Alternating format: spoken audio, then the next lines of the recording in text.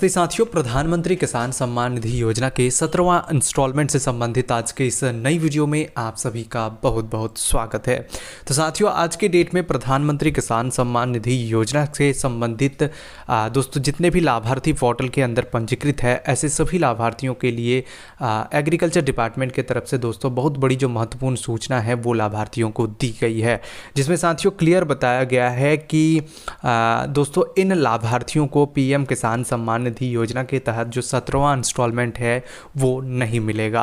कौन कौन सी एलिजिबिलिटी की जो डिटेल्स है वो फिर से पीएम किसान सम्मान निधि योजना की ऑफिशियल एक्स हैंडल के अंदर अपडेट की गई है एग्रीकल्चर डिपार्टमेंट की तरफ से, और उसी के साथ बताया गया है कि अगर ऐसे लाभार्थी इस योजना के तहत लाभ प्राप्त करना चाहते हैं जिनका दोस्तों जो सूची पब्लिश किया गया है, तो ऐसे लाभार्थी को क्या करना होगा, तभी उनके खाते में जो 17वां इंस्टॉलमेंट है वो क्रेडिट हो पाएगा। इस वीडियो में मैं आप सभी को यही बताऊंगा कि जो सूची पब्लिश की गई है इन एलिजिबल लाभार्थियों की, क्या उस लिस्ट में आपका भी तो नाम नहीं है। अगर आपका नाम है तो साथियों किस तरीके से आप जो है उसे सुधार कर सकते हैं और 17वां इंस्टॉलमेंट से वंचित रहने से दोस्तों बच सकते हैं। पूरी जानकारी बताऊंगा किस तरीके से जो योग्य लाभुक है अगर उनका भी नाम उस सूची के अंदर ऐड हो चुका है तो वो किस तरीके से प्रक्रिया को पूरी करते हुए 17वां इंस्टॉलमेंट का जो लाभ है वो ले पाएंगे। तो चलिए साथियों वीडियो को शुरू करते हैं। उससे पहले आप सभी से रिक्वेस्ट करते हैं, अगर हमारे चैनल पर पहली बार आए हैं तो चैनल को जरूर सब्सक्राइब कर ले, ताकि इस प्रकार के कोई भी वीडियो हम कभी भी अपलोड करें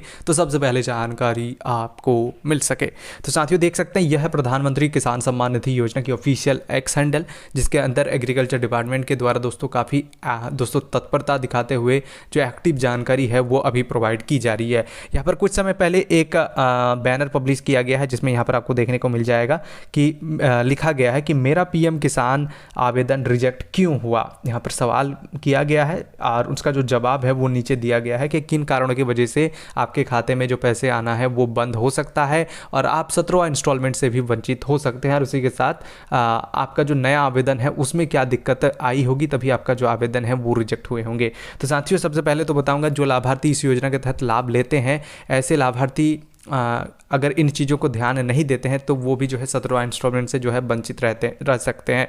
तो दोस्तों देख सकते हैं सबसे पहले तो बताया गया है अगर आपका जो बैंक का डेटा पोर्टल के अंदर अपडेट किया गया है वो अगर गलत हो तो साथियों आपका जो दोस्तों पैसा आपको 17वां इंस्टॉलमेंट मिलने वाला है साथियों वो आपको नहीं मिलेगा। दूसरे नंबर पर बहिष्करण श्रेणी के अंतर्गत आना। बहिष्करण श्रेणी के अंतर्गत आने का मतलब साथियों अगर आप इस योजना के तहत एलिजिबल नहीं है, एलिजिबिलिटी की जो डिटेल्स है साथियों वो मैंने आप सभी को बता दिया था। अगर आप किसी भी सरकारी नौकरी से संबंधित है, अगर आप कोई भी सरकारी नौकरी करते हैं और आपको जो वेतन है वो भी मिलता है तो दोस्तों आप जो है इसमें आवेदन नहीं कर सकते हैं। ये योजना सिर्फ किसानों के लिए ही है। और उसी के साथ काफ़ी सारे अगर आप इनकम टैक्स पेयर हैं, आप इनकम टैक्स पे करते हैं तो वो तो उस स्थिति में भी आप जो है इनएलिजिबल हो जाएंगे।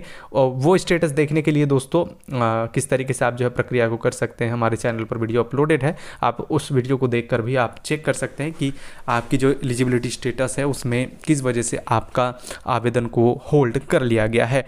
तीसरा बताया गया है कि आधार कार्ड बैंक खाते से लिंक ना होना। अगर आपका आधार कार्ड से जो है बैंक खाता लिंक नहीं है तो फिर ऐसी स्थिति में भी आपका जो पैसा आना है साथियों वो बंद हो जाएगा और आप भी 17वां इंस्टॉलमेंट से वंचित हो जाएंगे। उसके बाद बताया गया है कि आवेदन की आयु 18 वर्ष से कम होना। अगर लाभार्थी जिस समय आवेदन कर रहे हैं, ये जो ऑप्शन है तो साथियों ये नए लाभार्थियों के लिए है, उस समय आपका जो आयु है यानी कि लाभुक का जो आयु है वो 18 वर्ष से कम है तो ऐसे आवेदन ऑटोमेटिक रिजेक्ट हो जाएंगे और ऐसे लाभुक आने वाले समय में आवेदन भी नहीं कर पाएंगे। उसके बाद पीएम किसान पोर्टल पर ई-केवाईसी ना करवाना। आपको ई-केवाईसी करना अभी मैंडेटरी कर दिया गया है। सभी लाभार्थी पोर्टल के अंदर ई-केवाईसी जरूर करा ले। ई-केवाईसी करने से संबंधित भी वीडियोज़ हमारे चैनल पर अपलोडेड है, आप उन वीडियो को देख के ई-केवाईसी अपने मोबाइल के माध्यम से ही कर पाएंगे।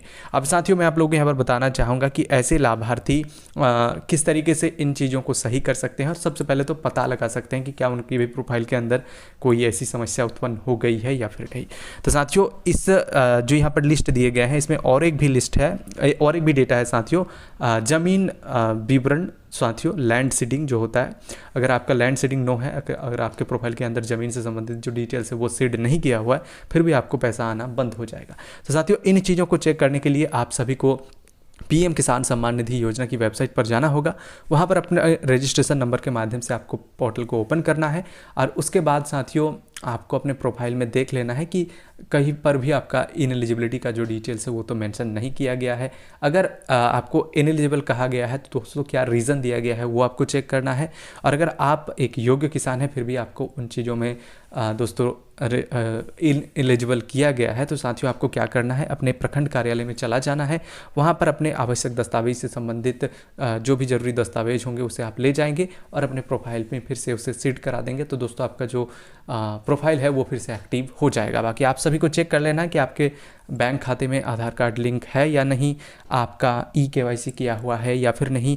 उसके बाद साथियों बहिष्करण श्रेणी के अंदर आप तो नहीं आते हैं। तो साथियों ये थी जानकारी प्रधानमंत्री किसान सम्मान निधि योजना से संबंधित। तो साथियों अगर आपके प्रोफाइल के अंदर जो दोस्तों डिटेल्स मैंने आप सभी को बताया है स्टेप बाय स्टेप, ये सभी चीज़ें सही है तो दोस्तों आपको 17वां इंस्टॉलमेंट मिल जाएगा। और अगर कोई भी चीज़ इसमें गलत रहता है तो दोस्तों आपको 17वां इंस्टॉलमेंट से वंचित होना पड़ेगा। बाकी साथियों मैंने जो प्रक्रिया बताया है उस प्रक्रिया को करके आप फिर से अपने प्रोफाइल को सही कर सकते हैं और इस योजना के तहत लाभ प्राप्त कर सकते हैं।